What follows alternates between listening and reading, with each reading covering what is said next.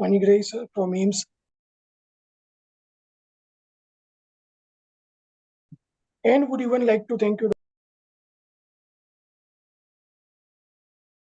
He will be joining soon. Will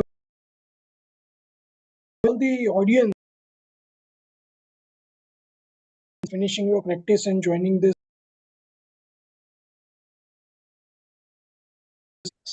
Thank you, Alpesh, for setting the confirm if my screen is visible. Yeah, visible. Yeah, thank you. So, welcome to EcoBiome program. So, on the behalf of entire Dr. Reddy's fraternity, it gives me absolute privilege to have you all. And here we are going through sessions where we will get a rich knowledge on the clinical applications of S-Boladi CRCMI 745.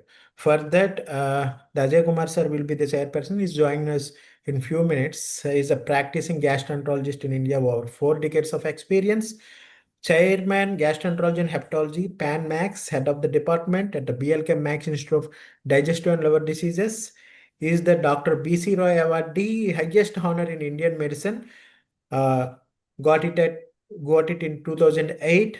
J. Mitra Olympus Award in 2007 by ISG and International Service Award by American Society of Gastroenterology Endoscopy. He is the editorial board member of Gastrointestinal Endoscopy, official journal of ASG. And even he chaired and had a very amicable leaderships. He is the past president of Society of Gastroenterology Endoscopy of India, Indian Society of Gastroenterology, and he is an excellent orator, delivered prestigious orations, including Professor Mehta oration, Cisco Pantax oration, and also Professor K.L. Wig Memorial oration. So we have Dr. Francisco Garner Angular, sir, who is the very eminent international speaker, who is the vast 5 decades of experience in the probiotics. So he's the consultant of gastroenterologist at Hospital Universitario Vall d'Hebron, Barcelona. He is the current president of the Spanish Society of Probiotics and Prebiotics, the board member of ISAPP, International Scientific Association of Probiotics and Prebiotics. He is the steering committee member of ISMC, International Human Microbiome Consortium, and is a former research fellow at King's College Hospital, London, Wellcome Research Laboratory, UK, Royal Free Hospital, London, Upjohn Company, Michigan, USA. So, sir will take us through elaborately to the clinical applications of S-Bola DCSM I745, particularly in management of IBS. So, welcome and greetings, sir. We have young and dynamic Dr. Nitin Jagdip sir, who is the senior consultant at Medical Gastroenterology, Asian Institute of Gastroenterology, Hyderabad. He is the first in India to publish on endoscopic sleeve gastroplasty for obesity management. He is the editorial board member of Journal of Digestive Endoscopy SGA and government council member of SGA. He got many awards and achievements. A few of them are like Best Abstract Award in the first World Congress of GA Endoscopy, Travel Grant Award at Seoul, Best Abstract Award again at ESG Annual Conference, Oral Presentation Award at Budapest, ESG in 2018, Asian Young Endoscopy and Award by the Korean Society of GA Endoscopy in 2018, Young Leadership Academy Program, which was held in July 2018, and the Train the Trainer program by Indian Society of Gastroenterology. Welcome and greetings, sir. We have Dr. Manas Panigrahi, sir, who will take us through its again dashboard clinical application in AID. He is the head Department of Gastroenterology at AIMS Bhubaneswar. He is the Young Clinicians Fellowship Awardee in 2013 Gastro APDW, which was held at Shanghai, China. He had many professional membership in ASGA, EASL, IMA, NSL, ISG, SGA. So welcome and greetings, sir. So with this, I would like to set the context on behalf of Dr. Ajay Kumar, sir. Why is the gut microbiota so important for health? So as we know, the gut microbiota, it is the trillions of molecule microorganisms are present in our gut. In around 2000 bacterial species are there, 150 times greater genes than the host genome, and it's even composed of the variety of fungal microbiota, which is dominated by Candida and Saccharomyces species. So roughly, fungi constitute about less than 0.1% of the gut microbiota, and uh, it is the network which is very necessarily and optimally regulated for the host immunity and the metabolism and the circadian rhythms. So gut microbiome is crucial for the maintaining the integrity and functionality of the GI tract and supporting the immunology and metabolic systems. It's a two-way connection with the host and the normal physiology and pathophysiology influencing it. And then it helps in promoting the gut maturation and integrity. It is the reducing the intestinal inflammation and also even producing many essential vitamins like B and K.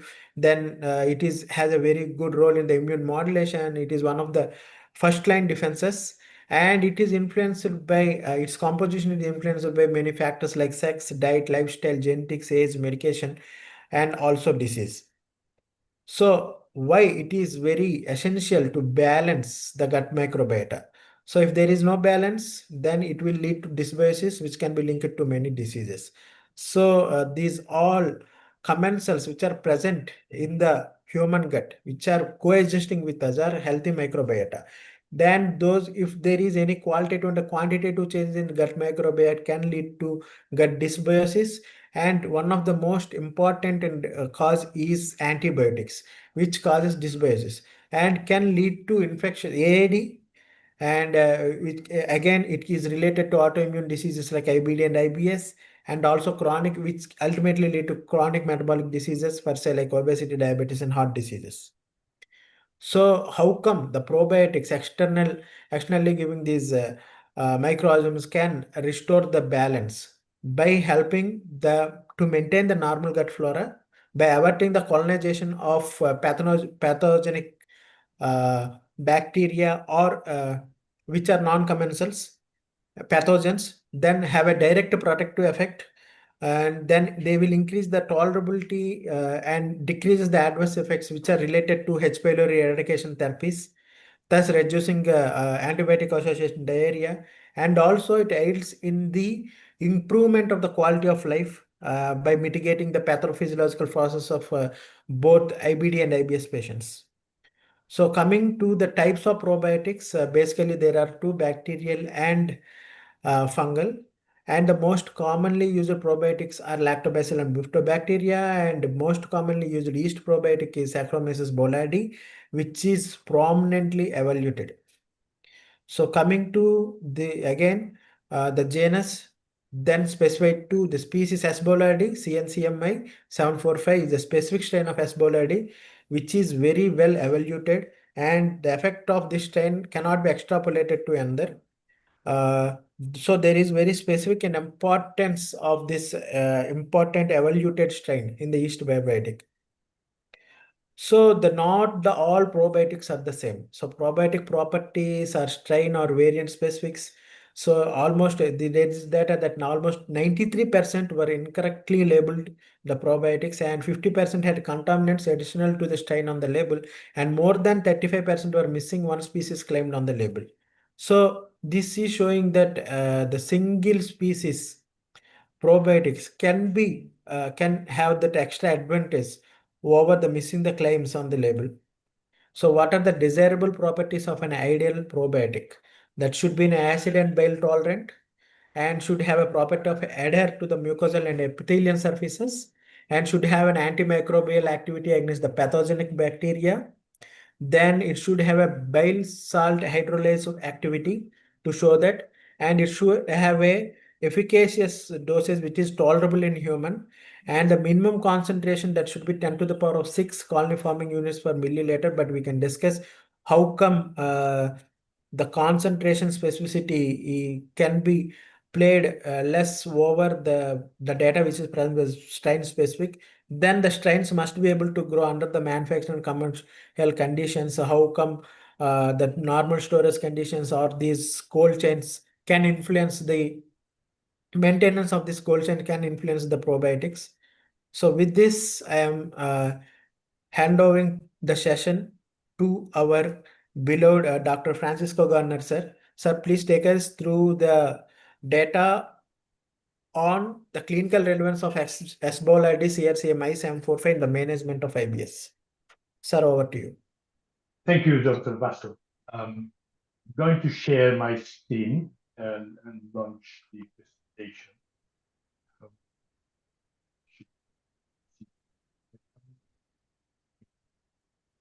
Thank you very much for inviting me. I'm very, very pleased to be part of this panel today in the EcoBiome 2025.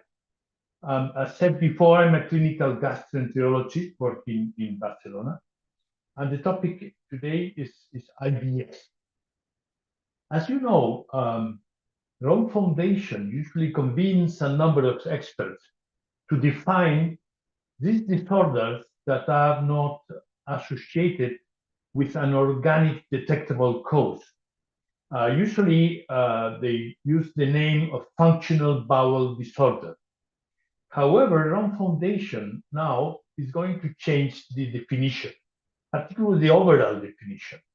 Now they like to use the term disorders of gut-brain interaction. And the point is that in these disorders, there are symptoms without a detectable organic cause, but you can detect some alteration. For instance, motility of the bowel or altered motility as well of the stomach in dyspepsia, so delayed gastric emptying. There are also data on visceral hypersensitivity, which is increased, particularly in post-infections IBS. There are data also on altered mucosal and immune function. There are data on subtle inflammation, particularly around the enteric nerve. And there are also data on altered gut microbiota composition. We're going to review these data. And then also alterations in the processing of information and the central nervous system, so associated with anxiety or depression. It is interesting that the Rome Foundation, they keep the term IBS. So the general topic is going to be disorders of the gut-brain interaction, but the IBS is still the same. Symptoms associated with an altered bowel habit. And then in this case, these symptoms are recurrent symptoms, recurrent abdominal symptoms, altered to defecation. Sometimes are associated with constipation, or sometimes with diarrhea, or as you know, sometimes it's a mixture of both. The pain is one of the most important symptoms, but also sometimes it's only discomfort in the abdominal area. And the other important is bloating and distension. So the sensation of bloating and sometimes the objective distension of the abdominal wall. This is always associated with an altered bowel habit. The spectrum of IBS, according to Rome 4, this is still Rome 4 because the paper on Rome 5 is going to come to be published early next year, in 2026. And what they decided or what they defined in Rome 4 was that IBS, in IBS, pain is important, might be associated with constipation or might be associated by diarrhea. So, but the more pain, the more IBS. Whereas when there is no pain, so when pain is not important, then it's functional diarrhea or functional constipation. And bloating and distension can be always there, and it's sometimes more particularly associated with constipation or with mixed IBS. Gut microbes play a role in digestion and metabolism. The point is that gut microbes digest the vegetables that reach the proximal column, so the right column, the secum. Here they are fermented by bacteria who have the ability to break down the cellulose wall in plant foods. So we don't have such enzymes in the pancreas. We don't have cellulases. But the bacteria, they have cellulases, so they can digest and they digest cellulase, and they can open the inside of these cells that with many polyphenols and other products. And this digestion might cause gas. So gas is one of the alterations that has been associated, excess of gas, with IBS. In fact, the bacteria inside the gut provide many genes additional to the genes we have, with many microbiome functions. For instance, for degradation of different type of fibers, we humans, in our genome, so would be the yellow bar is the human genome, we have only 18 glycoside hydrolases, whereas the bacteria in the human gut genes, which is the genes in the microbiome, in the human microbiome, they provide more than 9,000 microbial glycoside hydrolases. And some of them are these that digest, that degrade cellulose. This is an exoenzyme that has been recently described and is present in animals, in apes and other non-human primates. It's also present in modern days inhabitants of our planet, in African communities with a very traditional lifestyle, or also rural societies in India. They have data from Nepal and also data from Papua New Guinea. And in these individuals, you have that up to 21% of the bacteria in fecal samples, they have these enzymes, these exoenzymes that degrade the cellulose. Whereas in industrialized societies, these are data from Sweden, from the United States, from including from China as well, we only have 4.5% of the bacteria able to properly digest vegetables. And this can be related in the symptoms generated by maldigestion of foods in the proximal gut, in the proximal colon.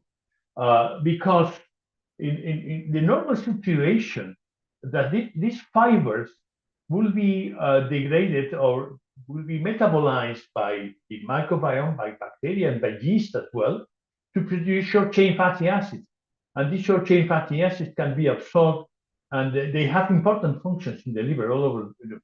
But if the capacity of digestion in not as good, probably we have more generation of gas, of hydrogen gas.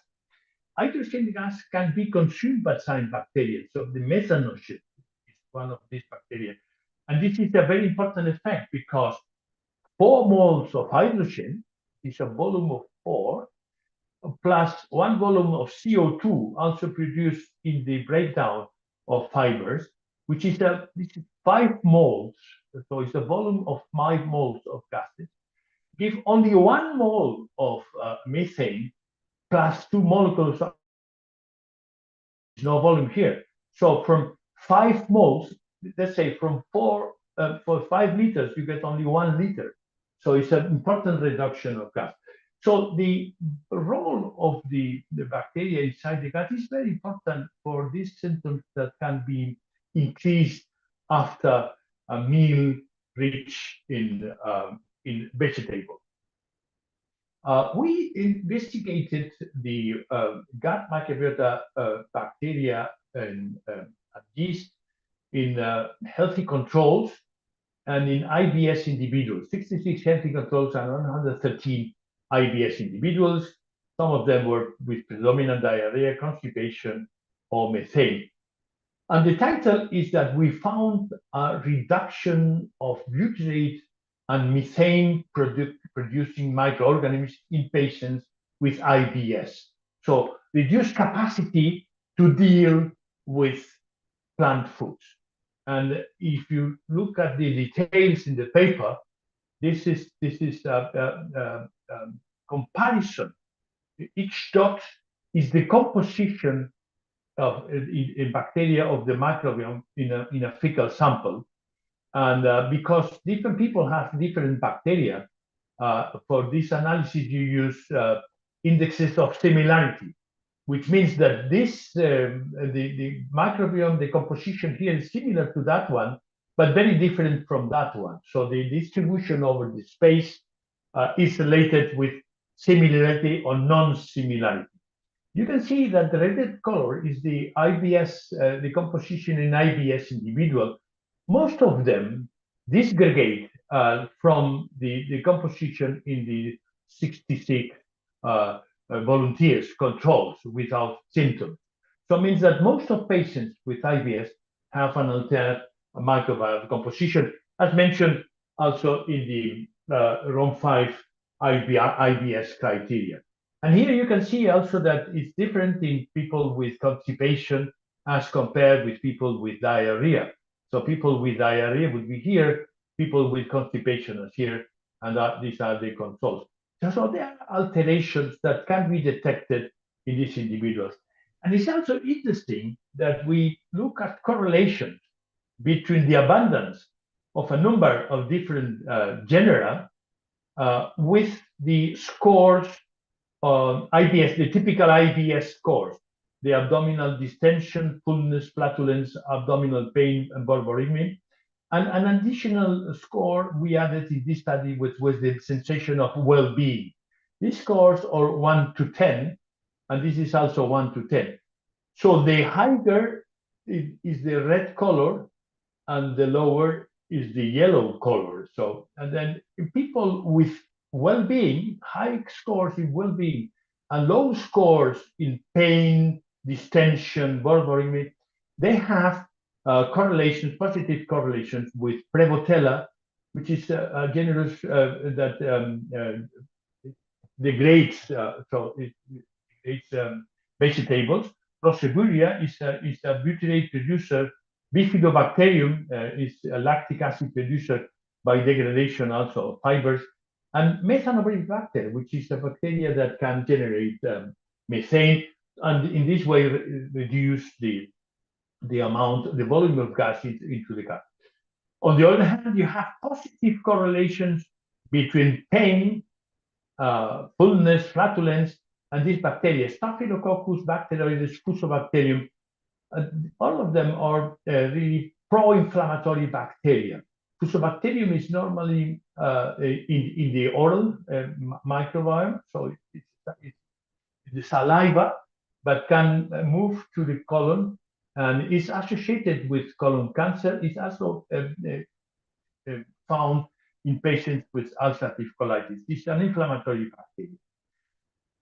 In another study done in Holland, in the Netherlands, they have data from 8,208 Dutch individuals. This is the Dutch microbiome project. These individuals are individuals living at home. It's not the hospital patients, but all of them, or many of them, had some alterations, some health issues.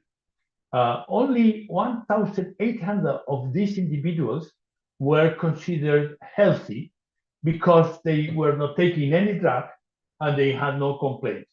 And this column is the average in this bacteria, in these different bacteria, in the 1,800 healthy individuals.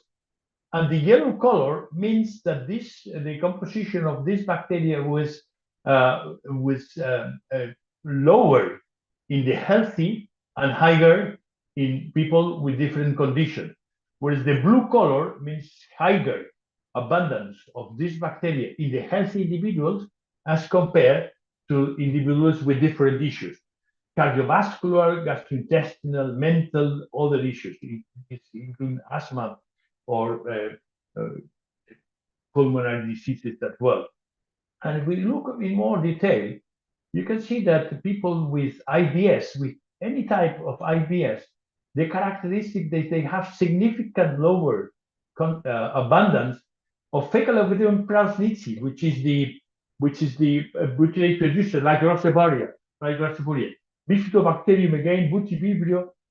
So many of these bacteria that were the enzymes able to digest plant foods. To me, this is interesting because this might be due to these patients try to avoid these foods because they experience symptoms. But on the same time, it might be a poor adaptation between food and the capacity.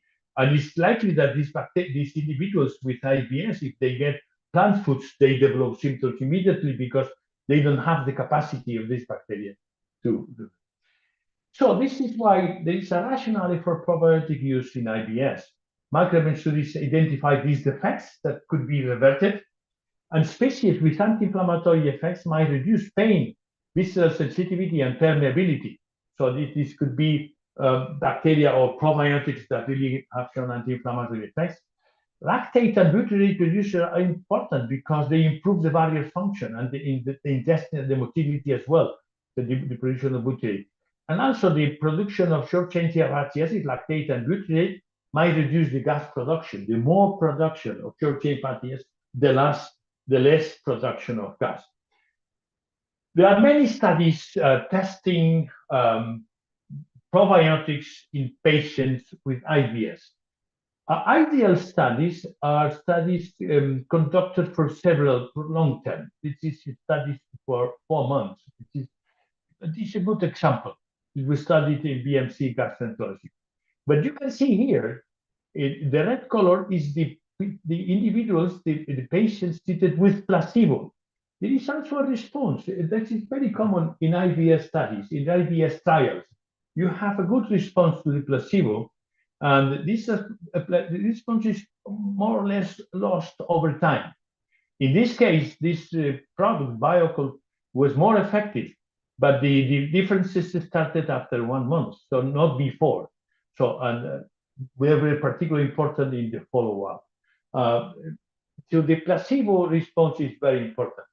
And you can see in studies comparing different probiotics, or different studies with different probiotics, different strains with placebo, you can see that in many cases, probiotics are better than placebo, but not in all cases. But if you look at the meta-analysis, if you're treating a patient with a probiotic, the risk of persistence of global symptom over a period of at least 2 months in the treatment goes down to 0.78, which is a 22% reduction of the risk of persistence of the symptom. This is from the meta-analysis published in gastroenterology. I recommend you to look at this meta-analysis if you're having patients with IBS, because there are many data. And in this meta-analysis, they also include the data with Saccharomyces. And what they found is that the persistence of abdominal pain was lower in individuals treated with Saccharomyces strain. So this was the relative risk, so 25% lower, significant, with a significant confidence interval, with 9 studies involving proper number of participants. If you look at the probiotics and prebiotics guideline published this past year in the Journal of Clinical Gastroenterology, and also you can get the guideline by downloading for free the English version in the website of the WGO. And this is the team that we were working in the guideline, including Dr. Ramakrishna from India. And you will see that for IBS, there are many recommendations, and among them, the Saccharomyces boulardii, because there are some studies with Saccharomyces TM I745.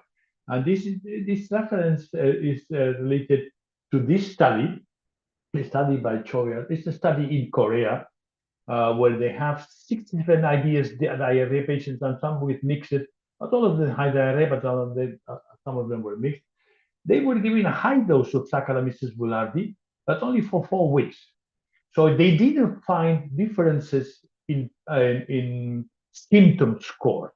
So there was an improvement in the placebo and an improvement in the probiotic group as well. But they did find differences in quality of life. So in the IBS quality of life, particularly differences in the interference with activity dimension and in social activity dimension. These are the events, and also in the overall. So because there was always in all the dimensions, there was a trend of improvement in the patients treated with the probiotic as compared to placebo. So overall, it's an improvement of the quality of life. Another study was done by Abbas and co-workers in Pakistan. They were enrolling 72 IBSD patients. They were randomized to Saccharomyces boulardii 750 milligrams per day, 3 times per day, plus spagula husk, or placebo plus spagula. They put spagula in both to improve the consistency of pieces. And it was a 2-week run-in and a 6-week intervention. Again, they found an improvement of the quality of life, a minor improvement only in symptoms. Practically, it's very little differences, only differences in abdominal pain. But the point of this study was to look at, they had a colonoscopy done before enrollment and another sigmoidoscopy with rectal biopsies done after 6 weeks of treatment, because it was the principal endpoint to look at the inflammation in the gastrointestinal, in the rectal mucosa, because they obtained rectal specimens before and after. And this is the active drug. This is the Saccharomyces arm, so the current of the trial. You can see that from pre-treatment to post-treatment, there was an important reduction of IL-8 in the biopsies and TNF-alpha. So these are the cytokines associated with inflammation and pain. So, whereas in those receiving placebo with the spagula husk, there were no changes in IL-8 or in TNF-alpha. This study is interesting because they show an improvement in abdominal pain associated with improvement in inflammatory cytokines. And it's a bit consistent with the idea that probiotics, or particularly probiotics, might have anti-inflammatory effect and might reduce symptoms. Another study done with Saccharomyces boulardii CMCF I745 was in patients with IBSDs and SIBO. These were 54 IBSD patients with a positive lactulose breath test. And they were randomized to dietary advice, basically a low FODMAP diet, with dietary advice, the same diet, plus 200 milligrams Saccharomyces boulardii twice per day. And the interesting thing is, it is the people with diarrhea. You can see that after the intervention in the diet plus SB, you have that 75% were free of diarrhea, had a normal transit. Only 25, 1/4 of the patients had still diarrhea. Whereas in the placebo group with the low FODMAP diet, only half of them had a benefit, half of them had a normal transit, the other half still had diarrhea after the intervention. And the symptom scores, the reduction in symptoms was higher in the gray arm, which is the gray is the SB plus the dietary intervention, and particularly the fermentation of the lactulose breath test. So the hydrogen, the area under the curve after the lactulose breath test was lower so there was less fermentation, less production of hydrogen in those individuals with SB plus the diet intervention. And it's interesting, they look at the microbiota, which is the composition of yeast in fecal samples. And you can see that in the group with diet, there were no changes from the basal, but this is the basal in Saccharomyces boulardii. And you can see here, this color is the genus Saccharomyces that is predominant. And then all other genus like Candida,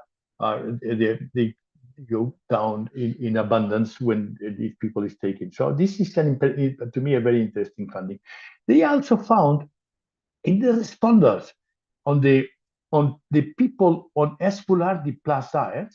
So some of them were responders, and those responders had higher copies of fecal bacterium plasmicity, butyrate producers. Non-responders in the SB group have lower levels of fecal bacterium plasmicity.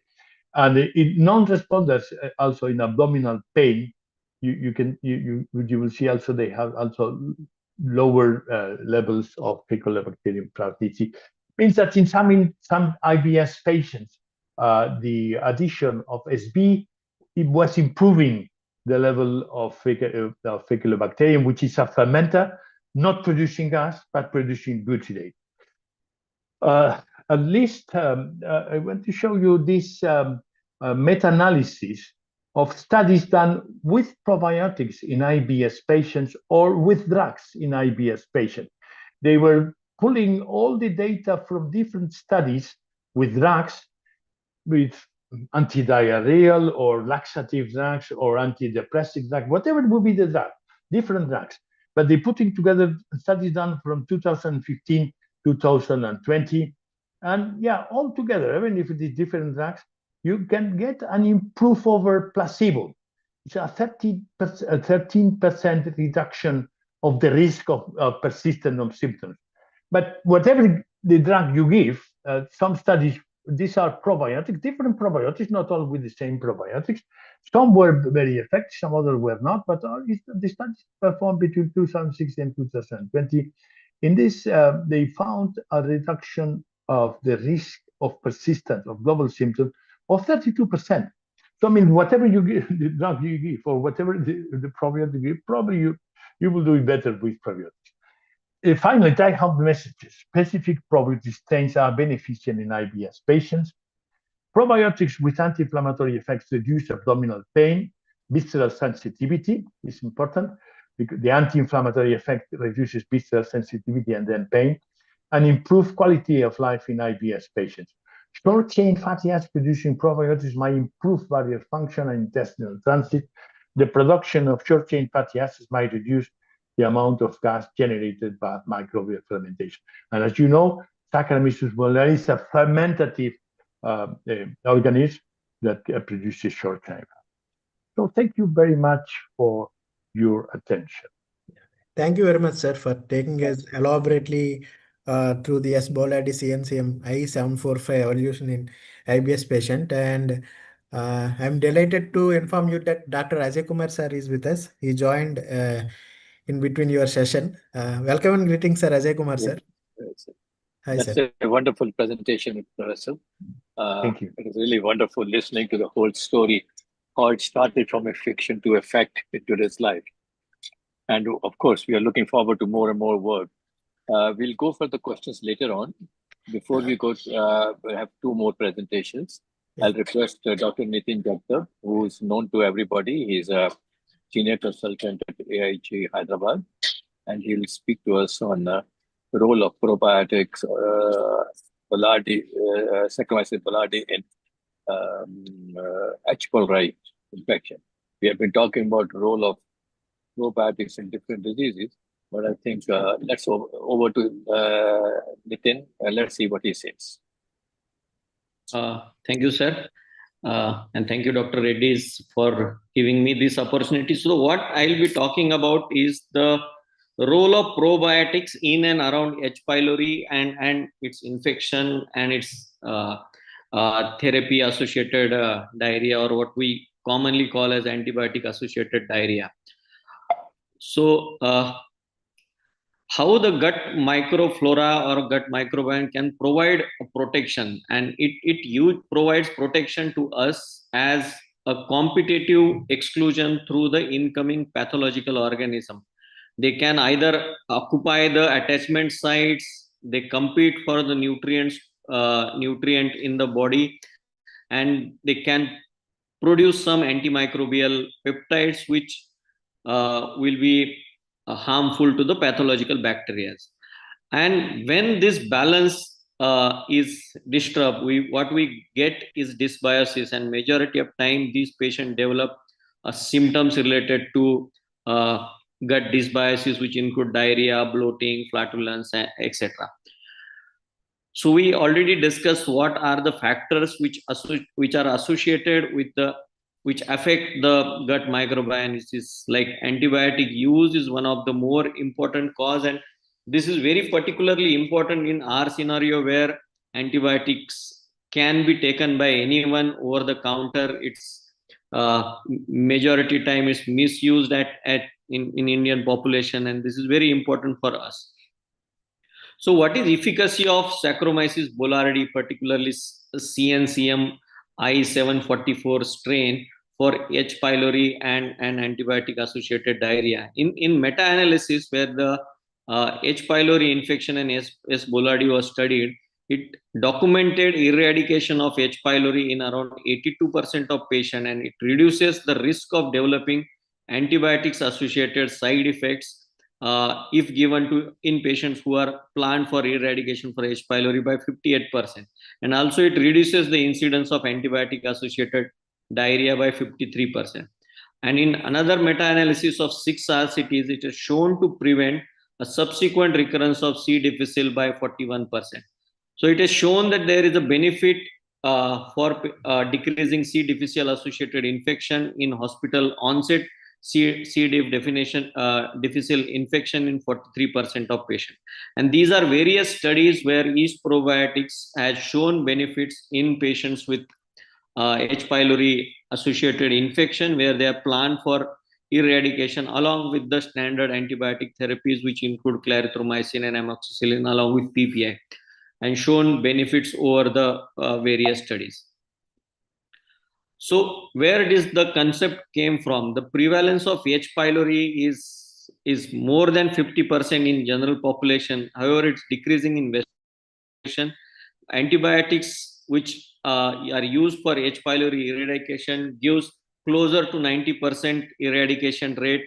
However, there is high rates of reinfection, and we are seeing antibiotic resistance in India, and there is reduced success rate with traditional antibiotic based therapies. So addition of probiotic can give permanent or long-term suppression of H. pylori reinfection, and this is the evolving concept which can help by changing the spectrum of upper GI disorders.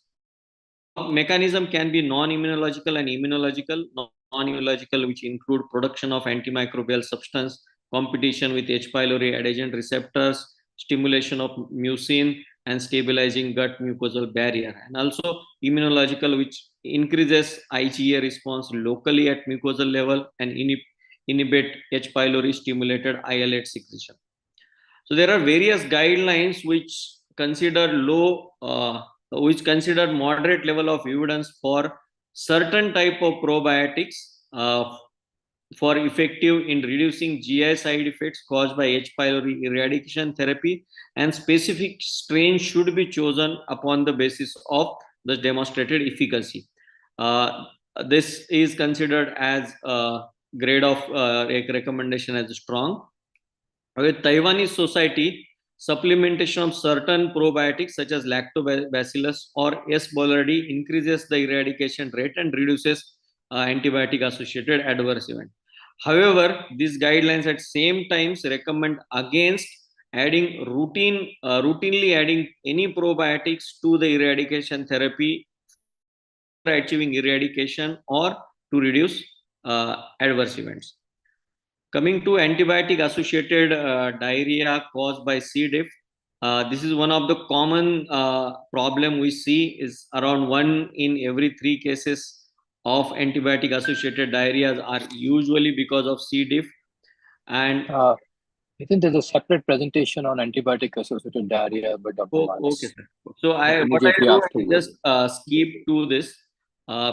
So the mechanism of probiotic activities is usually through the production of bacteriostatic or bactericidal chemicals such as bacterocin or short chain fatty acid production, and lowering of gut pH and nutrient competition with the stimulus for maintaining of mucosal barrier and immunomodulation.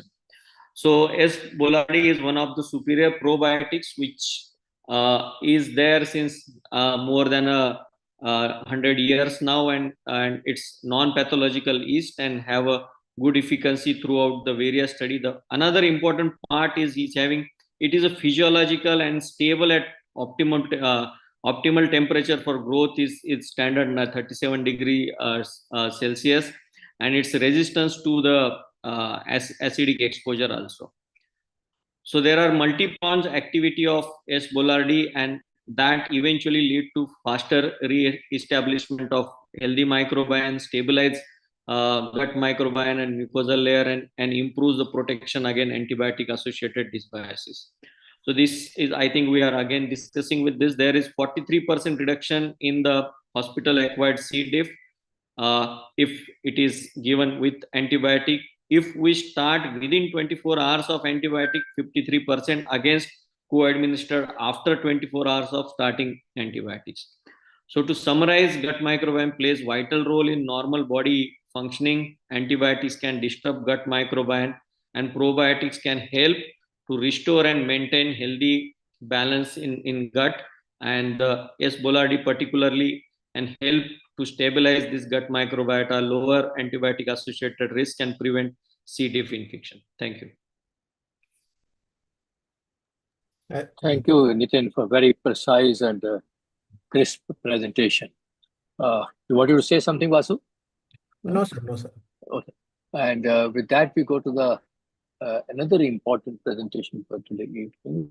That is Dr. Manas Manikrai, another young, bright gastroenterologist from AIIMS Bhubaneswar.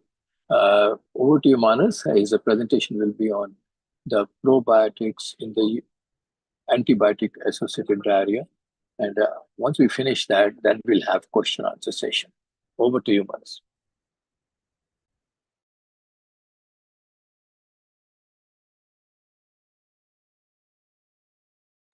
Can't hear you. Just a minute, sir. I will share my presentation. First of all, thank you very much, sir, for this nice introduction, and thank you, DRL team, for this opportunity. And so I'll be discussing on this. Can you able to see my slides, sir? We can able to see, sir. Yes. You can probably, Okay. yeah. So this is, we'll see the application of this S. boulardii in the management of antibiotic-associated diarrhea.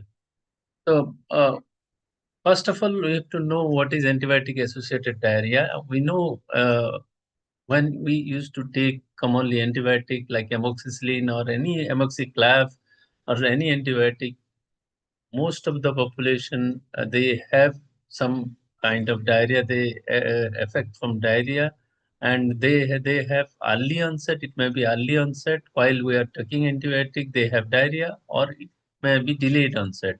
That is occurring months after discontinuation of this taking antibiotics. So we'll see this antibiotic associated diarrhea, there may be early onset or delayed onset. And if you'll see the prevalence of this antibiotic-associated diarrhea, it usually in up to 35% of patients are suffering from this antibiotic-associated diarrhea, whereas in children it is up to 80%. And it several factors depend upon it. And this antibiotic-associated diarrhea, like age and setting, in which setting you are giving this antibiotic, and type of antibiotic. So this cartoon shows how this antibiotic-associated dysbiosis result in diarrhea. And in the right hand, if you'll see the gut microbiota, it is rich and diversified. But after taking an antibiotic course, you can see in the down, the richness is decreasing. So diversity, maybe number of this microbiome may be same, but this diversification is decreasing, and this leads to dysbiosis. And this leads to disruption of the epithelial barrier and presentation of luminal antigens to the immune cell, and thereby it affects the gene expression also. It affects the epigenetic regulation like initiation of local and systemic inflammation by Th1 and Th17 pathways, and thereby a lot of chronic diseases like allergic, autoimmune, infectious, inflammatory, metabolic, and neoplastic leads to because of this gut dysbiosis. So, can probiotic mitigate the risks of this antibiotic-associated gut dysbiosis and diarrhea? So, what is the role of these probiotics in antibiotic-associated diarrhea? If you'll see, as my previous speaker, they have elaborately discussed the what is a probiotic and type of probiotic. It may be bacterial or yeast. Bacterial may be lactobacillus and bifidobacterium, and yeast probiotic are Saccharomyces boulardii. And these are the live microorganisms which improve the microbial balance and which produce bactericidal acids and peptides and compete with the nutrients and epithelial adhesions. So, potential of this prebiotic in managing this, the probiotic is essential for gut health and recovery after antibiotic use as they restore microbiota, as well as the specific probiotic strain may synergize against resistant pathogen also and thereby help in this pathology. So, rationality of the probiotic use in diarrheal disease. So, why we are using this probiotic like microorganism, which manipulate the intestinal microbial communities? It mitigates immune modulation through cytokine secretion. It fortifies intestinal barrier also, and by maintaining the tight junction and suppress the growth of pathogens by inducing host production of beta defensin and IgA antibody. So how to choose a right probiotic to prevent this antibiotic-associated diarrhea or Clostridium difficile infection? So these are few characteristic by which you can choose a specific probiotic. It should be specific strain because all the strains are not beneficial. It should be disease specific, and there should be certain evidence, certain controlled trials, certain meta-analysis should be there. We should have evidence, and it should be safe. And quality is matters which manufacturer it is doing, and of course bacterial versus yeast again it matters which probiotic is useful. And let's see the evidence of S. boulardii in this antibiotic-associated diarrhea. This is a study from Indian data, and it is a retrospective study, which is seen in most probably this study has been done in some tertiary care hospital in Kolkata, where they have taken 270 patients who have administered this specific strain of S. boulardii and control group for diarrhea, and the control group who has taken not this probiotic but other treatment option like antibiotic they have taken anti-diarrheal agent like resicadotril, loperamide, metronidazole, ORS, and some other multiple treatment option they have taken, and this investigator try to compare this as boulardii group versus the other control group who have taken other control medication. And this is there is no difference between the test group and control group in age and gender difference is not there, and they have compared to 70 a patient taking Saccharomyces boulardii versus 1,457 patients who have taken other treatment. And they have seen those group who have taken Saccharomyces boulardii, they have 5 times better symptom resolution than the other group who has taken other treatment option for this diarrhea. And they have seen this S. boulardii diarrhea resolution is also faster in the test group who has taken S. boulardii versus those group who have taken other treatment option. In that diarrhea resolution is also faster in the probiotic group.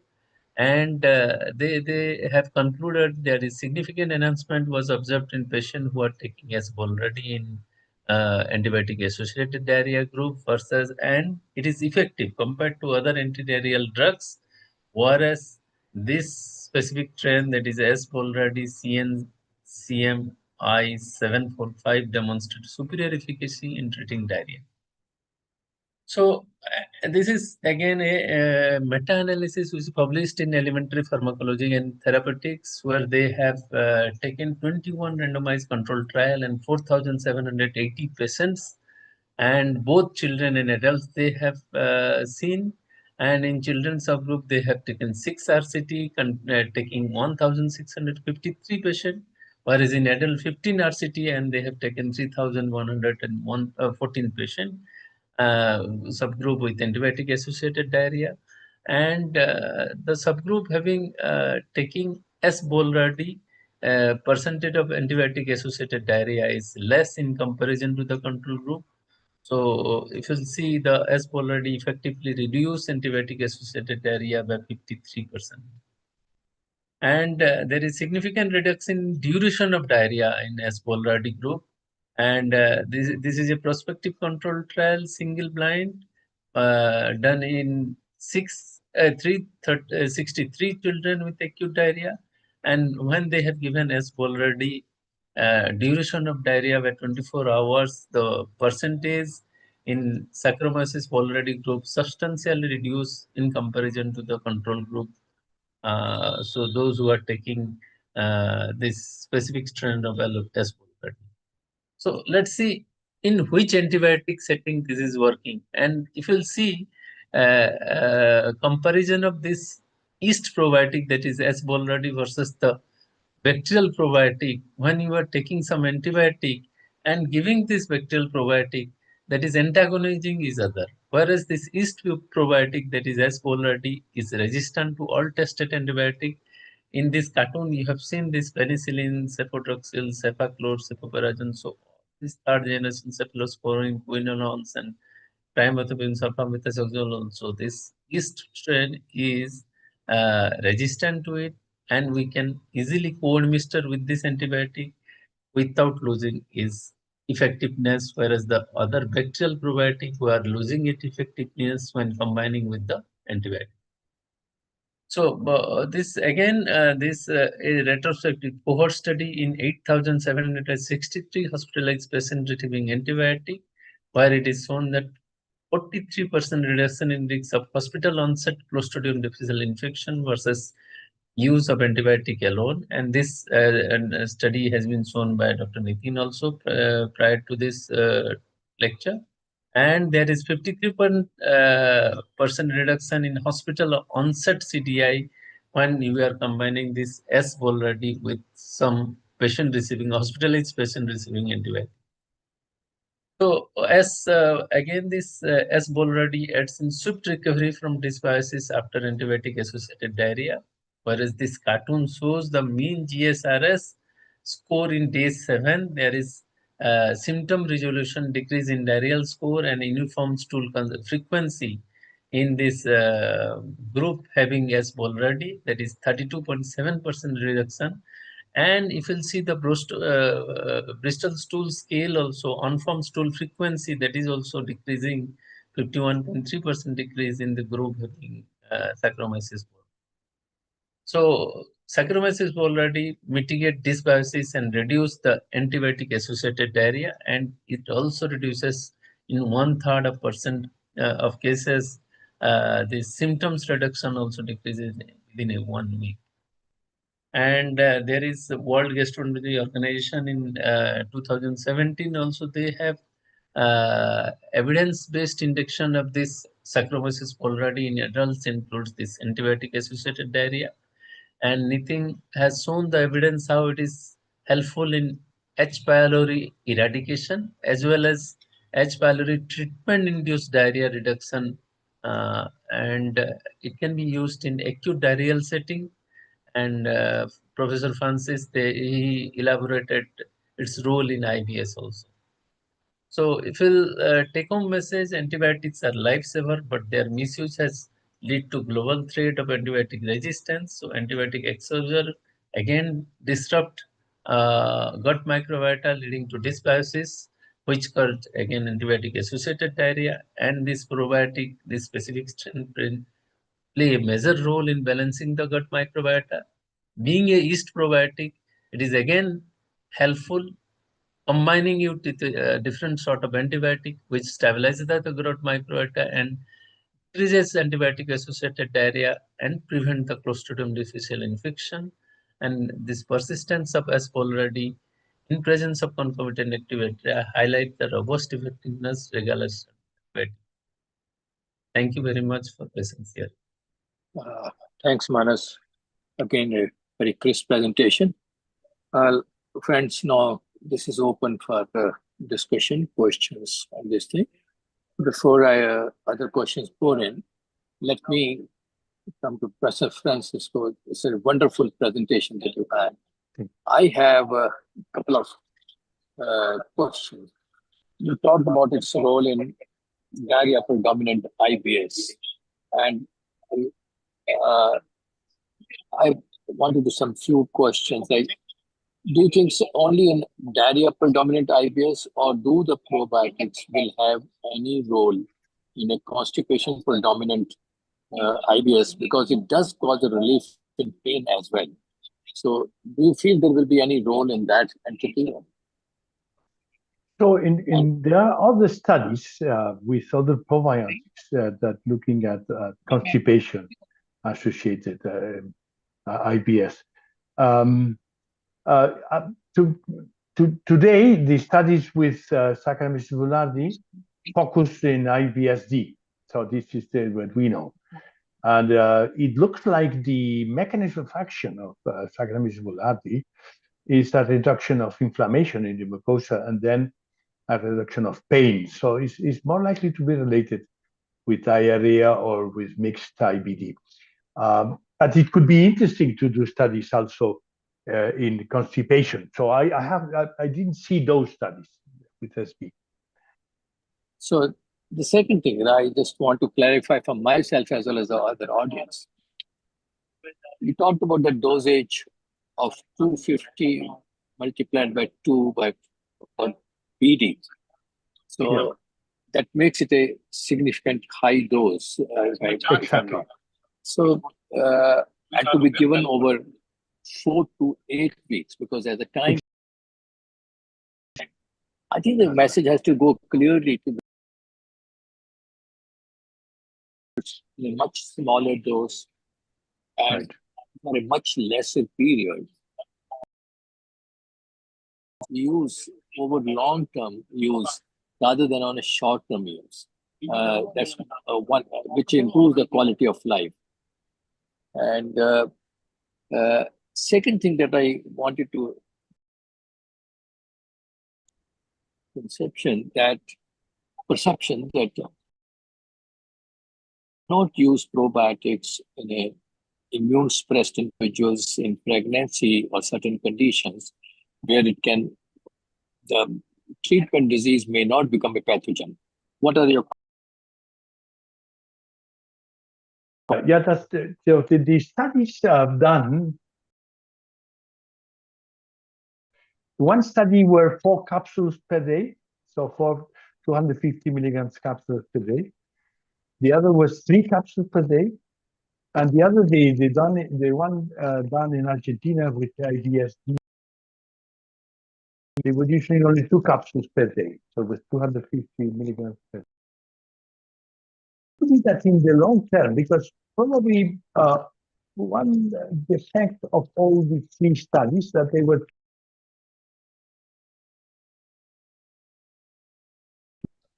medical agency. If you want to present a study on IBS, they ask you to do studies for at least 8 weeks. So it's interesting, and I do type a treatment with a probiotic, and ask the patient to keep in this probiotic for at least 2 months. So studies could be that two capsules per day, might be at the beginning 4 capsules per day, and then maintenance of only 2 capsules. Considering the risk of infection is minimal. So if you HIV or in patients in intensive care units, So if you look at the numbers of people exposed, of patients exposed, the cases of minimal. So I think there are cases in fungemia, but more related with contamination of the intravenous line. So the risk is very low. High doses of SB in patients with immune depression, or might be, but you know, patients with there were studies in patients with ulcerative colitis. B would be, so the risk is there. The risk is not zero, but the risk probably is less than 1 in 1,000. So it's very low. While we are on the same topic, my another question, which is sometimes comes to the mind of a practicing, if antibiotics are changing the diversity of the microbiome, will probiotics also do that? Can they cause it? Is we talk about you talked about multiple studies on the various combinations of probiotics. What do you foresee that Saccharomyces boulardii combined with some other probiotic, will it have enhance its effect in future, or you'll have some this thing? I want to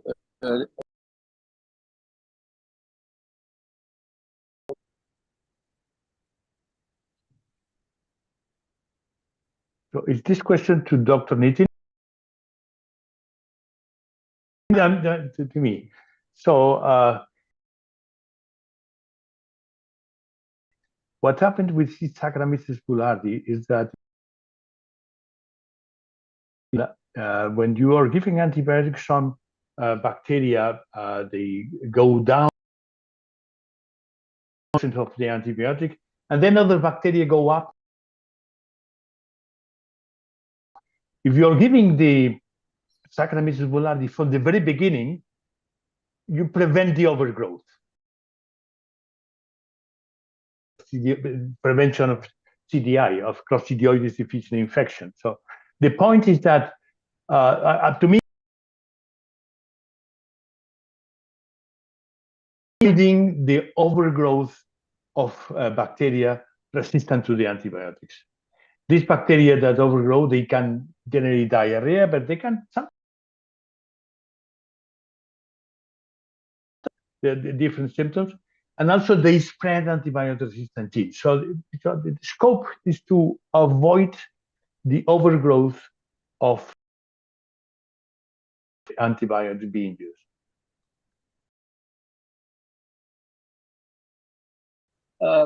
Manas, practice, there has always been a issue, though you touched on your presentation that you say yeast probiotics, so it doesn't get destroyed by the. You give it when you are giving it to prevent antibiotic-associated diarrhea. So, what is the risk that probiotics will get inactivated by the antibiotic itself? And so, should we use it only to treat them, or we should use it to?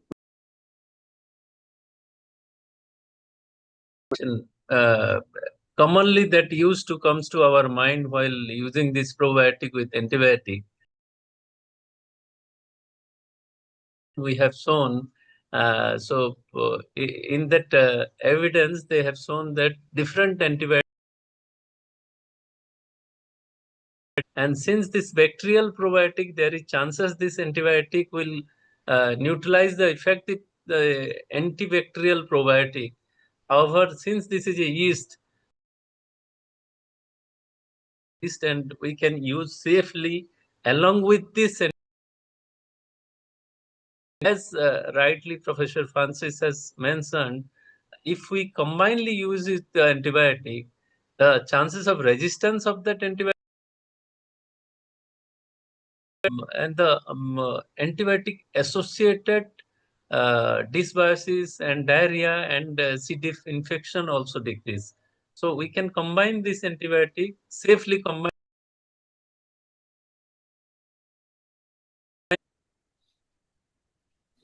Nitin, I come to you with the current every second patient in our OPD for your endoscopy come out to be positive with H. pylori. And a lot of these patients are becoming refractory, have had 2 or 3 courses. Is the evidence available? What situations you will use probiotics treatment of H. pylori? Will you recommend for everyone which has been treated once, twice, or what is your? So we are frequently seeing resistance, and we just recently reviewed the majority of antibiotic we are getting are resistance to H. pylori, and those, like, if uh, probiotics, but particularly if patient is more than 50 years, 55 years and more, I add probiotics, and those patients factory taking 4-drug regime, I usually antibiotic course. Do you have what is the which probiotic will be better in H. pylori? What is the evidence or what is the experience? So that, like we already discussed this, we can use multi-strain lactobacillus. That there is some evidence that results about eradication, but it can improve the drug tolerability in few patients. And I 3 to 4 hours gap between antibiotic and probiotics if we are using multi-strain probiotic. That's a very good practical tip. Manas, coming back to you on the issue, I always wondered, do the IV antibiotics have the impact or is it the only oral antibiotics? In other way, other question will be whether you will using IV antibiotics. So again, great question, sir. Thank you for that. And IV antibiotic, not the oral antibiotic only. IV antibiotic, they will cause dysbiosis, and they will. In case of IV antibiotic also, we should use this probiotic certain strong, and we can have benefit of this antibiotic associated diarrhea of also of this antibiotic. Vasu, do we have any more questions there? I have actually just a minute, I have made, but most of them already you have covered.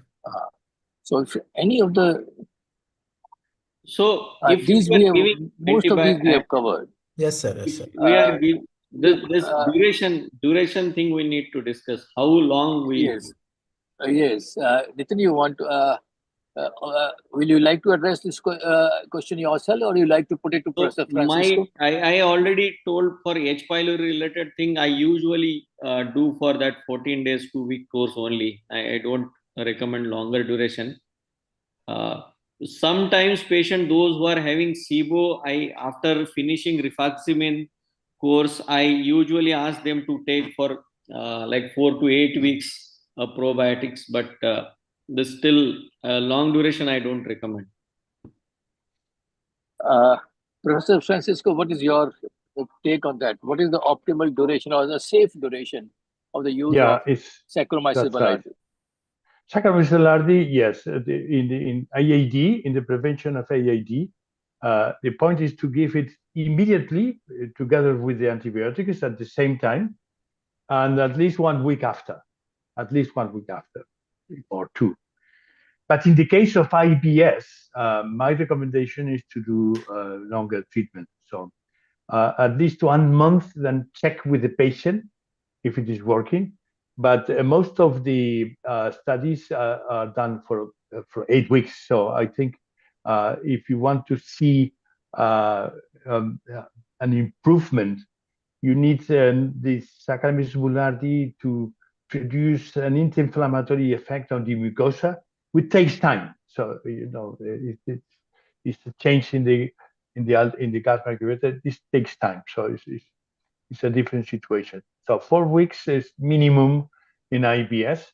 Yes, 8 weeks is optimal. But if it is working well, I have patients 3, 4 months, 6 months on the probiotic.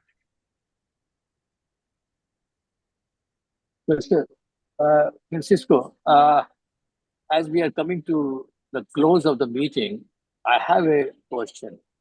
Do you think in future selection of probiotic will depend upon testing of the microbiome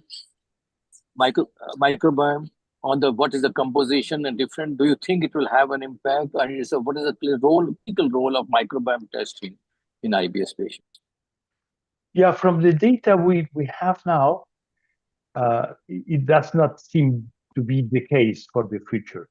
So the microbiota is very much different from one person to other, and it's very difficult to demonstrate where are the defects. So nowadays, we know that low diversity is a defect, a low number of fermentative bacteria producing short-chain fatty is a defect.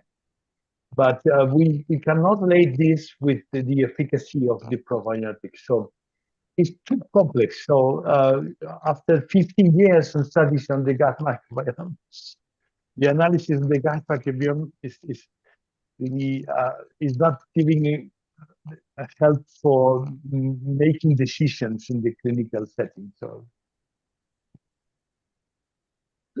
Well, friends, we had a wonderful discussion. If any of the panelists has any questions from Professor Francisco right now, we can go for that. Otherwise, will agree with me that microbiome story started like a fiction for us. And as most of the fiction movies show that at some time in future, it comes to reality. Maybe we have come half the way or maybe small way, but still we have a long way to go. But we know certain areas where probiotics are effective. And today we have covered 3 of these.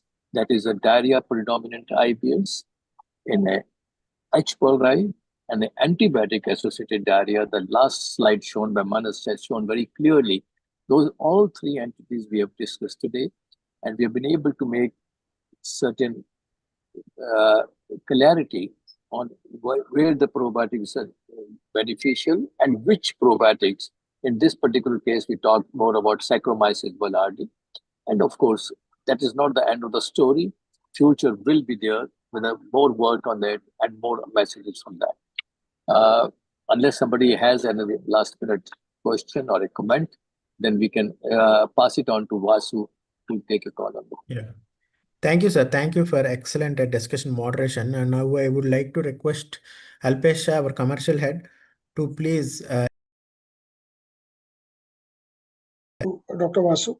First of all, sir, I would like to specially thank Dr. Ajay Kumar, sir,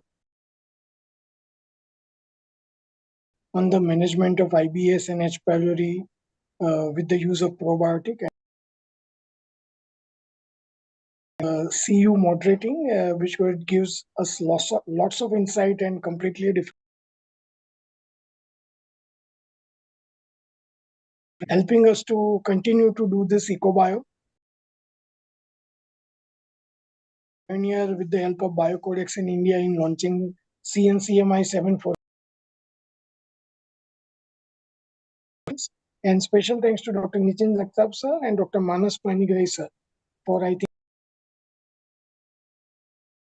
And we want to assure this EcoBiome in times to come. Thank you very much. Yeah, thank you, Alpesh. Ami? Yeah, thank you, audience who is watching this. And also, I would like to again thank the entire fraternity who's taken the sessions today. And special thanks